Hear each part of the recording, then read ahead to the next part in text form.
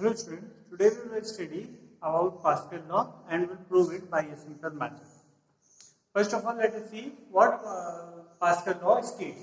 Pascal law states that pressure in a fluid at rest is the same at all points if they are at the same height. इसका मतलब क्या है? ये कह रहा है कि आपका जैसे ये फ्लूइड है, ये आपका एक टैंक भरा हुआ है पानी से, है ना? पानी से ये फिल है।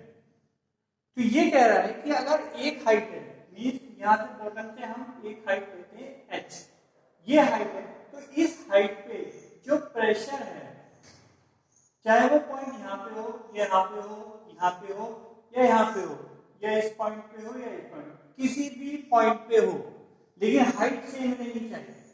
ठीक है, अगर वो हाइट सेम है तो प्रेशर जो है आपका इन ए फ्लूइड एट रेस्ट, अगर वो रेस्ट पर है तो वो उस हाइट पर सेम जो है प्रेशर उसका रहेगा।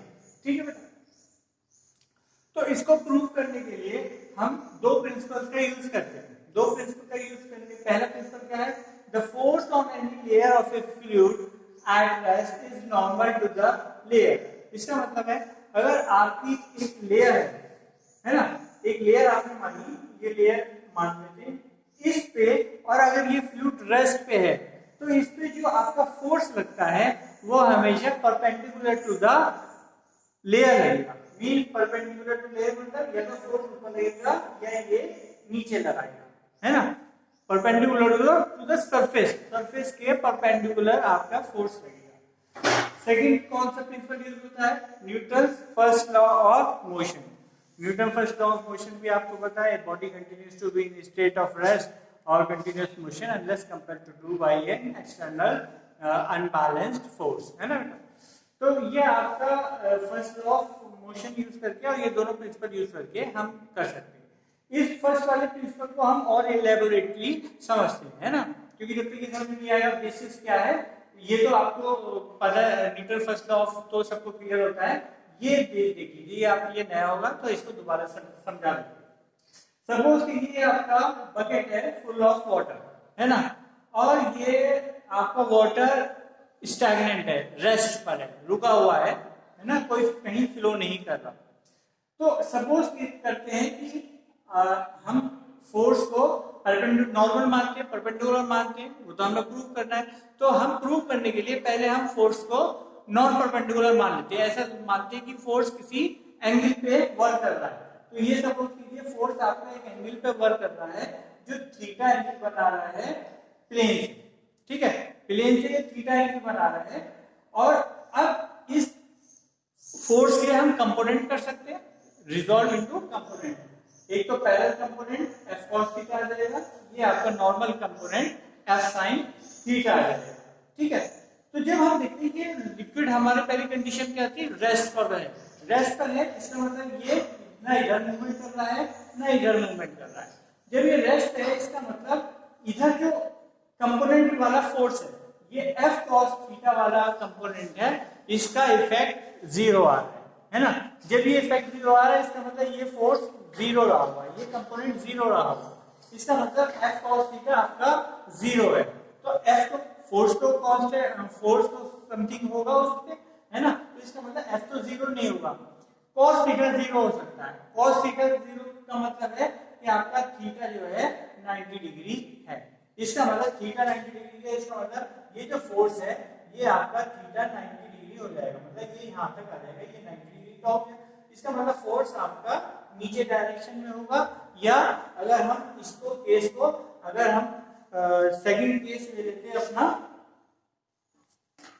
इसको इंप्रूव करके अगर हम ये केस ले लेते हैं अपना कि आपका ये फोर्स इधर है और हम ये फोर्स मान लेते हैं, इसको रिजॉल्व करते हैं, तब भी आपका जो ये वाला कंपोनेंट है जीरो हो जाता, और तब ये फोर्स की डायरेक्शन तब भी नॉर्मली आती है ना।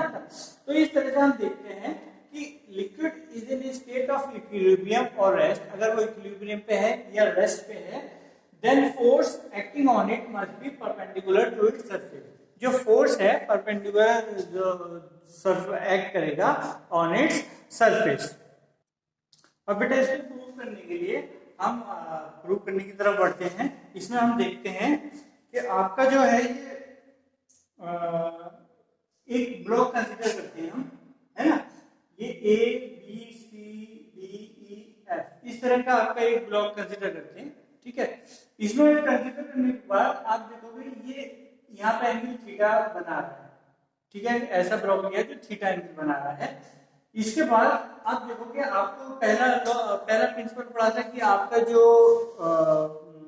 प्रेशर होता है वो सरफेस के परपेंडिकुलर लगता है ना, हम प्रूव कर चुके थे।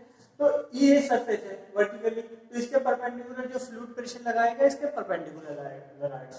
सिमिलरली ये सरफेस है तो फ्लूइड प्रेशर इस पे ऊपर की साइड लगाएगा, है ना।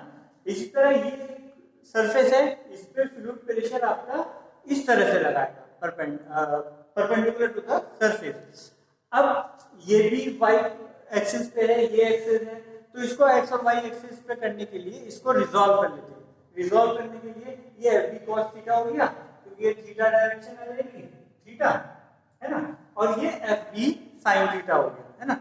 अब इस पूरे को हम एक ब्लॉक की तरह ले लेते हैं, ये ब्लॉक है, इस पे ये फोर्स एफ सी हो गया और इधर को फोर्स आपका एफ बी साइन थीटा हो गया, ऊपर फोर्स आपका एफ ए हो गया और नीचे फोर्स आपका एल बी कॉस थीटा हो गया, ठीक है।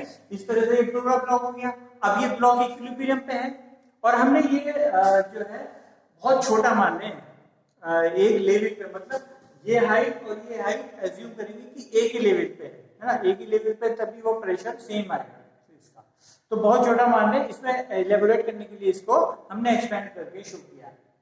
अभी जब ये ब्लॉक बन गया, हमारा ब्लॉक डायग्राम बन गया, इसके बाद इसको क्योंकि ये रेस्ट पर है तो इसलिए इसका फोर्सेस को बैलेंस कर देते हैं। तो F C is equal to F B sine theta और F B cos theta is equal to F A, है ना। अब इसकी थोड़ी ज्योमेट्री पे जाते हैं।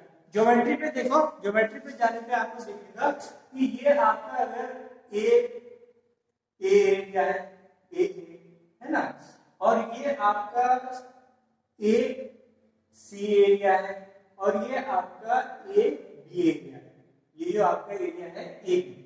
अब एरिया में भी आप वो लगा सकते हो, जो कंपोनेंट्स वाला कंसेप्ट है वो इसमें भी लगा सकते हैं ना। तो ए क्या होगा, ए हो गया ए बी कॉस थीटा, इसी तरह ए सी क्या हुआ ए बी साइन थीटा। तो A B sine theta A C के बराबर हो गया, ए बी कॉस थीटा आपका ए के बराबर हो गया, क्योंकि ये तो ज्योमेट्री है बस, है ना।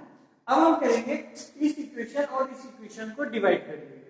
तो इसको इक्वेशन को डिवाइड करने के बाद साइन से साइन कैंसिल हो जाएगा, आपके पास बचेगा F B upon A B is equal to F C upon A C, ठीक है। इन दोनों को डिवाइड करने पर आपको ये मिलता है।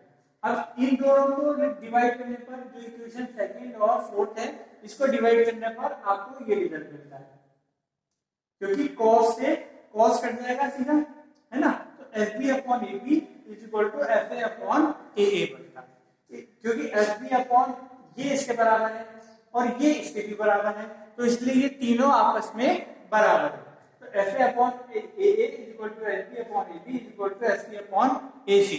तो एफ ए अपॉन ए क्या है, P A pressure, force upon area pressure होता है। तो P A is equal to P B, P B क्या होगा फोर्स अपॉन एरिया, इस तरह ये फोर्स अपॉन एरिया। तो P A is equal to P B is equal to PC. तो इसलिए हम तो इसका पता दिस प्रूव्स पास्कल लॉ, जिसने कहा था कि आपका जो है प्रेशर ऑफ ए फ्लूइड, अगर लिक्विड फ्लूइड आपका रेस्ट पर है तो वो प्रेशर हर पॉइंट पे सेम रहता है, ठीक है बेटा।